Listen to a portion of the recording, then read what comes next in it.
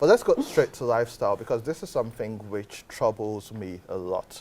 We saw videos of people and kids fainting in court yesterday, and that's because they're being tried for various charges, including treason, as a result of the End Bad Governance protest.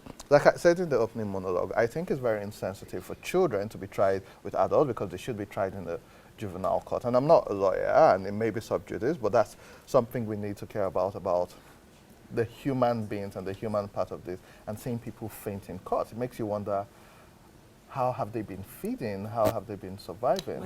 Minors for that matter. When I saw it, my heart broke because these are children. They're about 13, 14, 15. They shouldn't go through all of that. And then where does human rights come in? Exactly, and the funny part is the court has sentencing patterns for several reasons, and one of it should be rehabilitation, not always deterrence. But we have a professional and an advocate who we will be talking to. We have Yemi Ademolekun, Executive Director and Office of Nigeria, to discuss this. Good morning, Yemi. Good morning. How are you? Fine, thank you. First of all, Yemi, well done for all the work you've been doing over the last close to 20 years, which I've closely followed. And it's important that you do what you do. Thank you. But I'm not quite sure what you mean by professional. Professional what?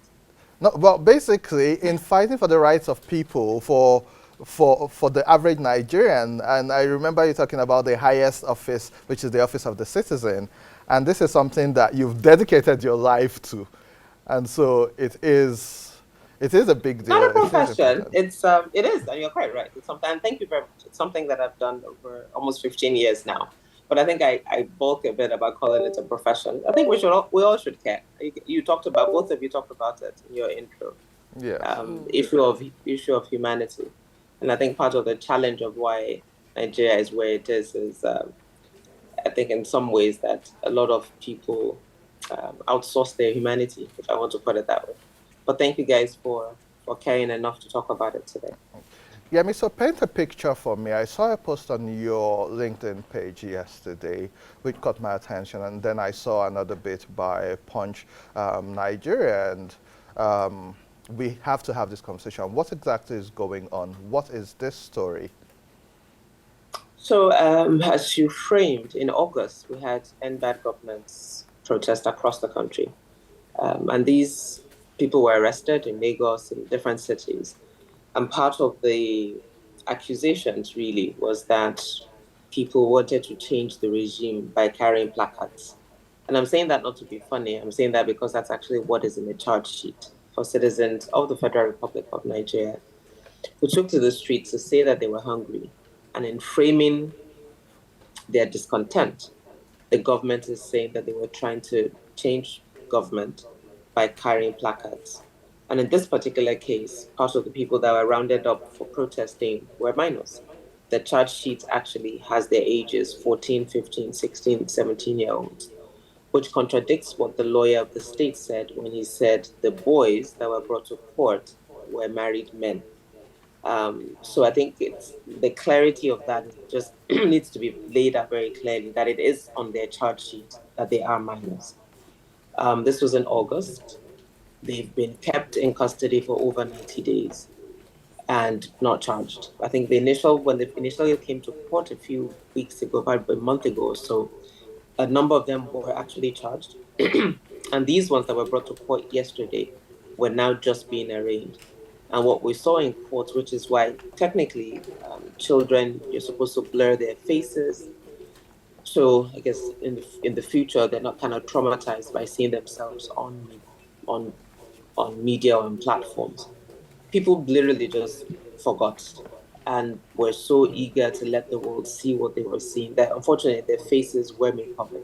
I mean, I posted a video on Twitter yesterday before I even realized that I should have found a video that had their images blurred. But the young men that were the boys, the children that were brought to court were visibly malnourished, visibly unkept, visibly, as Funke Adeoye said, who was a lawyer in court yesterday, visibly afraid. That she said you could see fear in their eyes. And a number of them fainted. Understand that lawyers crowdsourced money and got some of them food. got some of their medical care. But that's what happened in court yesterday. So, what does all of this tell us about the judicial system here in Nigeria? Well, as Andy framed as well, I'm not a lawyer, but at least as you guys rightly said, we do have processes to charge minors. If a minor steals or if minor causes harm or a minor kills someone, the minor will be charged. But they will be charged in a different court. They will be charged under different circumstances. Again, we can't show their faces. They are not brought to open court and things of that nature. The fact that the federal government of Nigeria has chosen to violate its own laws by charging them as adults, by ignoring the fact that they are children.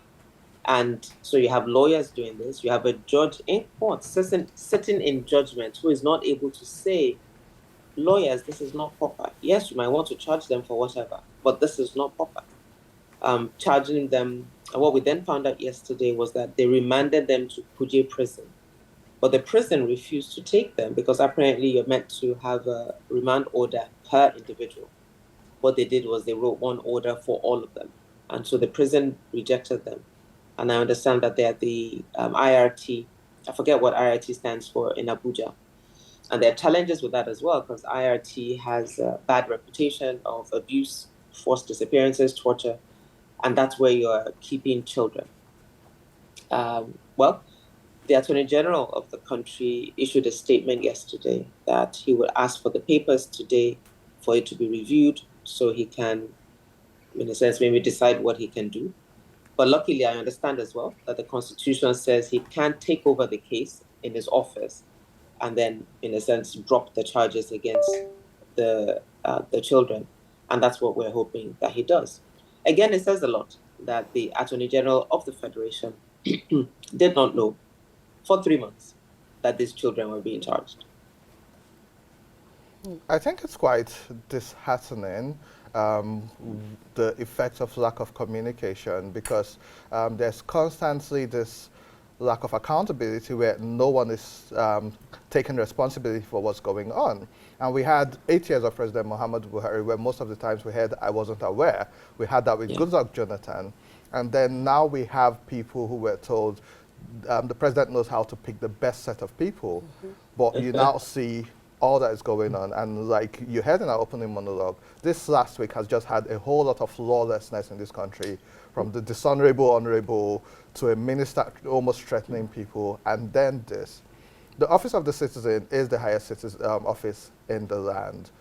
How should Nigerians deal with this, especially because we saw what happened October 2020 with NSAS, where some people were killed. Until today, it's still being debated, even though there were some live streams. And now we are now seeing cases like this. The average Nigerian, I've seen you, Yemi, at different marches. I wouldn't even call them protests.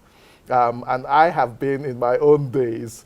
But the average Nigerian wouldn't even come out anymore to fight for their right or to speak against bad governance or whatever it is. So what's the way forward for the active citizen? Thank you. And before we do that, I forgot to make the point. So the dishonorable honorable that you mentioned was given 500,000 naira bail. These children, their bail terms are 10 million naira per child. 10 million naira per child, and a surety of 2 adults, their parents, and I think a level 15 civil servant. Mind you, these are children that some of them were picked up in Kaduna, picked up in Zaria, picked up outside of Abuja, and probably don't know, their parents probably don't know that their children are alive or don't know where they are.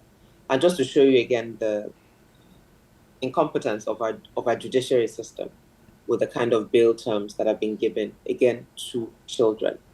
And to your point about what citizens should do, really, I mean, as you rightly said, this is something we've shouted, we keep shouting, that as citizens of this country, and because we live in a democracy, the very context of a democracy is that you have the power to hold those you elect accountable.